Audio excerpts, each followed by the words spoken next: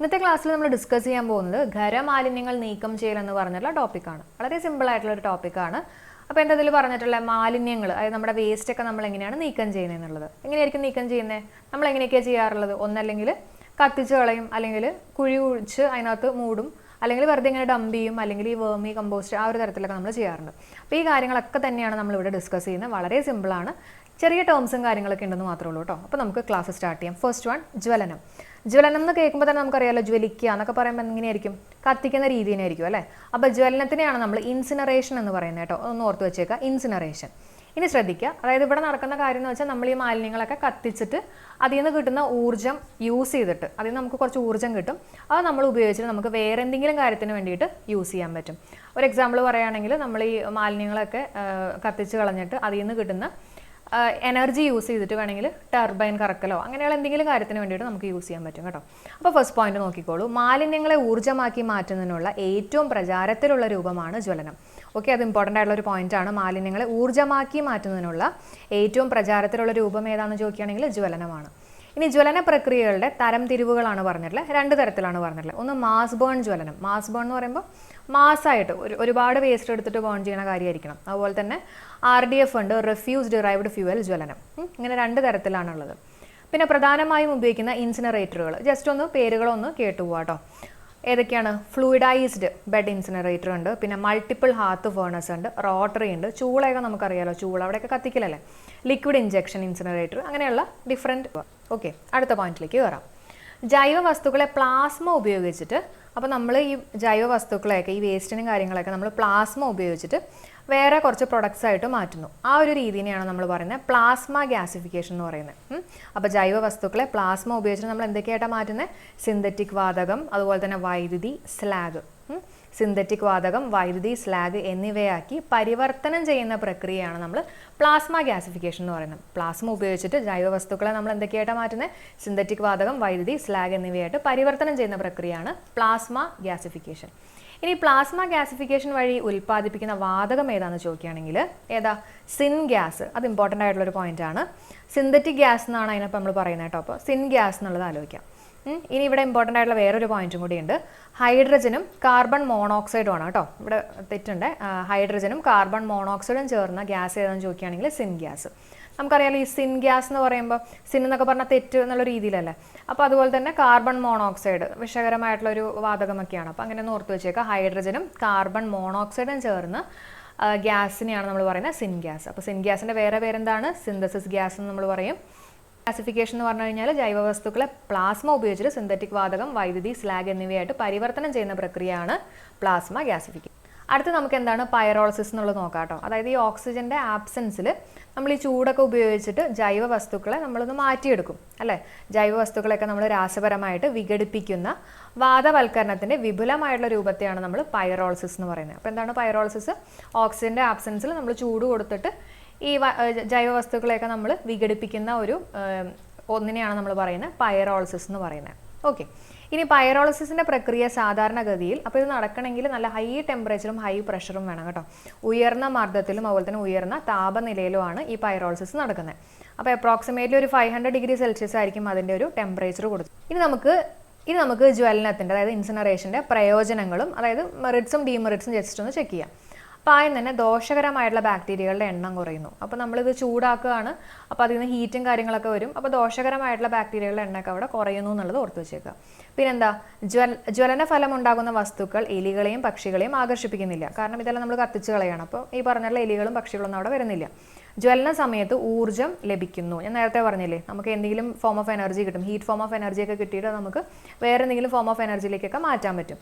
അപ്പോൾ ചൂട്, വൈദ്യുതി, ഇതൊക്കെ. ഇനി ഇതിൻ്റെ പോരായ്മകൾ നമുക്ക് നോക്കാം. നമ്മളിങ്ങനെ ഈ ഒരു രീതി ചെയ്ത് കഴിയുമ്പോൾ നമുക്ക് അതിൽ നിന്ന് കിട്ടുന്ന ആഷ് ഉണ്ടല്ലോ, അത് ഭയങ്കര വിഷമാണെന്നുള്ളത് ഓർക്കുക കേട്ടോ. ഭയങ്കര വിഷമാണ്.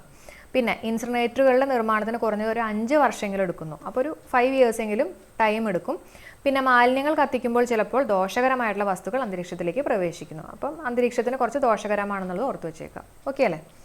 ഇനി അടുത്ത മെത്തേഡാണ് ഡംപിങ്. അപ്പോൾ നമ്മൾ ആദ്യം കത്തിക്കുന്ന രീതി പറഞ്ഞു അല്ലേ, നമ്മുടെ വേസ്റ്റൊക്കെ നമ്മൾ ആദ്യം കത്തിച്ച് കളയുന്ന രീതിയൊക്കെയാണ് നേരത്തെ പറഞ്ഞത്. അടുത്തത് ഡംപിങ് ആണ്. ഡംപിങ് എന്ന് പറഞ്ഞാൽ എന്താ? നമ്മൾ ഈ മാലിന്യങ്ങളൊക്കെ നീക്കം ചെയ്യുന്നതിനുള്ളൊരു പഴയ രീതിയാണ് ഡംപിങ് എന്ന് പറയുന്നത് കേട്ടോ. നമ്മൾ എവിടെയെങ്കിലും കൊണ്ടുപോയിട്ട് വേസ്റ്റ് അങ്ങ് ഇടും. അതിനാണ് നമ്മൾ ലാൻഡ് ഫില്ലിംഗ് എന്നും കൂടെ പറയും. അപ്പോൾ ഡംപിങ് അല്ലെങ്കിൽ ലാൻഡ് ഫില്ലിംഗ് എന്ന് പറയും. പരിസ്ഥിതി സൗഹാർദ്ദമല്ലാത്ത രീതിയാണ് ഡംപിങ്. കാരണം എന്താ, നമ്മൾ വേസ്റ്റ് എവിടെയെങ്കിലുമൊക്കെ കൊണ്ട് ഇടുകയാണ് അല്ലേ. പരിസ്ഥിതി സൗഹാർദ്ദമല്ലാത്ത രീതിയാണ് ഡംപിങ് എന്ന് പറയുന്നത്. അതേസമയം പ്രകൃതിദത്തമായിട്ടുള്ള രീതിയിൽ മാലിന്യങ്ങൾ ശേഖരിക്കാനും സംസ്കരിക്കാനും ഉപയോഗിക്കുന്ന മാർഗം ഏതാണെന്ന് ചോദിക്കുകയാണെങ്കിൽ ലാൻഡ് ഫില്ലുകൾ. അപ്പോൾ ഈ ലാൻഡ് ഫില്ല് എന്ന് പറയുന്നത് തന്നെയാണ് ഡംപിങ് എന്നുള്ളത് ഞാൻ പറഞ്ഞു. ഇത് നമ്മുടെ പരിസ്ഥിതിക്ക് ഒട്ടും സൗഹാർദ്ദമല്ലാത്തൊരു രീതിയാണ് എന്നുള്ളത് ഞാൻ പറഞ്ഞു.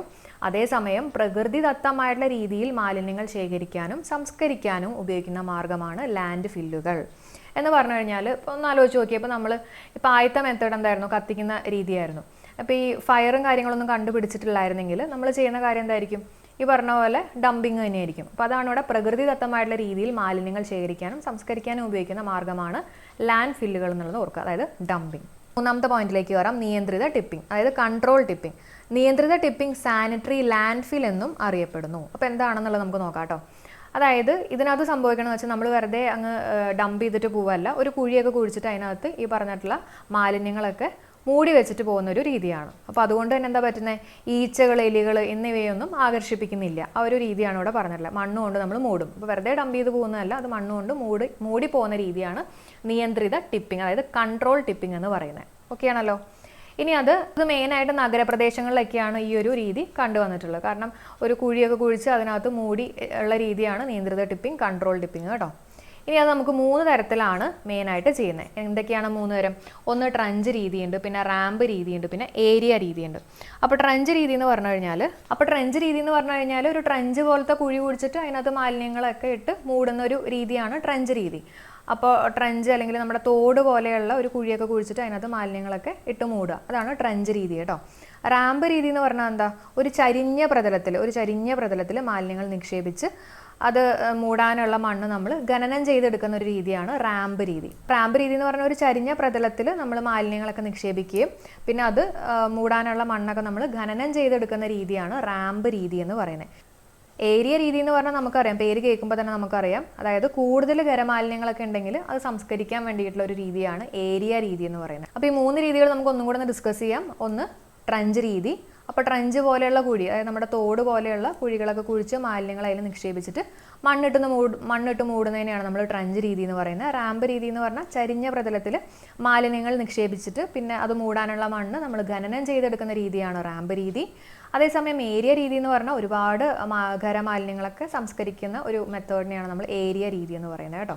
അടുത്ത കമ്പോസ്റ്റിംഗ് ആണ്, 4ാമത്തെ മെത്തേഡാണ് കേട്ടോ. അപ്പോൾ അതിലെന്തൊക്കെയാണ് പറയുന്നത്, മാലിന്യ വസ്തുക്കൾ വളമായിട്ട് പരിവർത്തനം ചെയ്യുന്ന പ്രക്രിയയാണ് കമ്പോസ്റ്റിംഗ്. വളമായിട്ട് നമുക്ക് കിട്ടുന്ന ഒരു രീതിയാണ് കമ്പോസ്റ്റിംഗ് എന്ന് പറയുന്നത്.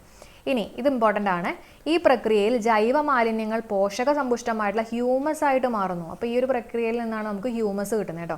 ഹ്യൂമസ് എന്താണ്, ഈ പ്രക്രിയയിൽ ജൈവ മാലിന്യങ്ങൾ പോഷക സമ്പുഷ്ടമായിട്ടുള്ള ഹ്യൂമസ് ആയിട്ട് മാറുന്നു. ജൈവ കൃഷിക്ക് കമ്പോസ്റ്റിംഗ് കൂടുതലായിട്ട് ഉപയോഗിക്കുന്നു. ഇതൊക്കെ നമുക്ക് അറിയാവുന്ന കാര്യങ്ങളാണ്. ഇനി കമ്പോസ്റ്റിംഗ് 3 തരത്തിലുണ്ട്. അപ്പോൾ അത് ഏതൊക്കെയാണ്, എയറോബിക് ഉണ്ട്, എനറോബിക് ഉണ്ട്, അതുപോലെ തന്നെ മണ്ണിര കമ്പോസ്റ്റിംഗ്. അപ്പോൾ എന്താണ് എയറോബിക് കമ്പോസ്റ്റിംഗ് എന്നുള്ളത് നമുക്ക് നോക്കാം. അപ്പം എയറോബിക് എന്ന് പറയുമ്പോൾ അതിനകത്ത് എയർ ഉണ്ടല്ലോ. അപ്പോൾ ഇതിനെ നമുക്കറിയാം ഓക്സിജൻ്റെ പ്രസൻസിലാണ് ഈ ഒരു രീതി നടക്കുന്നത്. അപ്പോൾ ഓക്സിജൻ്റെ പ്രസൻസിൽ ഈ ബാക്ടീരിയ അല്ലെങ്കിൽ സൂക്ഷ്മാണുക്കളൊക്കെ ജൈവ വസ്തുക്കളൊക്കെ വിഘടിപ്പിക്കുന്ന ഒരു രീതിയെയാണ് നമ്മൾ എയറോബിക് കമ്പോസ്റ്റിംഗ് എന്ന് പറയുന്നത് കേട്ടോ. അപ്പോൾ എയറോബിക് ദഹനം നടക്കുമ്പോൾ ലഭിക്കുന്ന ബൈ പ്രൊഡക്ട്സ് എന്തൊക്കെയാണെന്നാണ് കൊടുത്തിട്ടുള്ളത്. എന്തൊക്കെയാണ്, ചൂടുണ്ട്, വെള്ളമുണ്ട്, കാർബൺ ഡൈ ഓക്സൈഡ്. എന്തൊക്കെയാണ് കിട്ടുന്നത്, ചൂട്, വെള്ളം, കാർബൺ ഡൈ ഓക്സൈഡ്. വെള്ളം, കാർബൺ ഡൈ ഓക്സൈഡ്, ചൂട് എന്നുള്ളത് ഓർത്ത് വെച്ചേക്കാം. ഇനി അടുത്ത പോയിന്റ് എന്താ പറയണമെന്ന് വെച്ചാൽ, ഈ എയറോബിക് കമ്പോസ്റ്റിംഗിൽ വഴി നമുക്ക് നേരത്തെ എന്തൊക്കെയാണ് കിട്ടുമെന്ന് പറഞ്ഞാൽ ചൂട്, കാർബൺ ഡൈ ഓക്സൈഡ്, അതുപോലെ തന്നെ വെള്ളം, ഇതൊക്കെ കിട്ടുമെന്ന് പറഞ്ഞില്ലേ. അപ്പോൾ ഈ ചൂട് എന്ത് ചെയ്യുമെന്ന് വെച്ചാൽ അതിനകത്ത് ദോഷകരമായിട്ടുള്ള ബാക്ടീരിയ ഒക്കെ ഉണ്ടെങ്കിൽ അതിനെയൊക്കെ കൊല്ലാൻ സഹായിക്കും കേട്ടോ. അപ്പോൾ ആ ഒരു പോയിന്റ് ഇവിടെ പറഞ്ഞിട്ടുള്ള എയറോബിക് കമ്പോസ്റ്റിംഗിൽ ഉൽപ്പാദിപ്പിക്കുന്ന ചൂട് ദോഷകരമായിട്ടുള്ള ബാക്ടീരിയകളെയും രോഗകാരികളെയും കൊല്ലാൻ പര്യാപ്തമാണ്. ഉയർന്ന ഊഷ്മാവിൽ വളരുന്ന സൈക്കോഫിലിക്, മെസോഫിലിക്, തെർമോഫിലിക് ബാക്ടീരിയകൾ ഉൾപ്പെടെയുള്ള ഗുണകരമായിട്ടുള്ള ബാക്ടീരിയകളുടെ വളർച്ച ഇത് സഹായിക്കുന്നു. അപ്പോൾ ഗുണകരമായിട്ടുള്ള ബാക്ടീരിയകൾ ആരൊക്കെയാണ്, സൈക്കോഫിലിക് ഉണ്ട്, മെസോഫിലിക് ഉണ്ട്, തെർമോഫിലിക്. ജസ്റ്റ് ആലോചിച്ചോളൂ, നമുക്ക് ചിലപ്പോൾ ഗുണകരമായിട്ടുള്ള കുറച്ച് സൈക്കോസ് ഒക്കെ ഉണ്ടാവും. ഇപ്പോൾ സൈക്കോഫിലിക് എന്ന് ആലോചിക്കാം. പിന്നെ മെസ്സിൻ നമുക്ക് ഇത്തിരി ഗുണമാണ് അല്ലേ, അപ്പോൾ നല്ല ഗുണമാണ് അല്ലേ. അപ്പോൾ നമുക്ക് മെസോഫിലിക് ആലോചിക്കാം. പിന്നെ തെർമോഫിലിക്, അതൊക്കെ പുറത്ത് വയ്ക്കാം കേട്ടോ.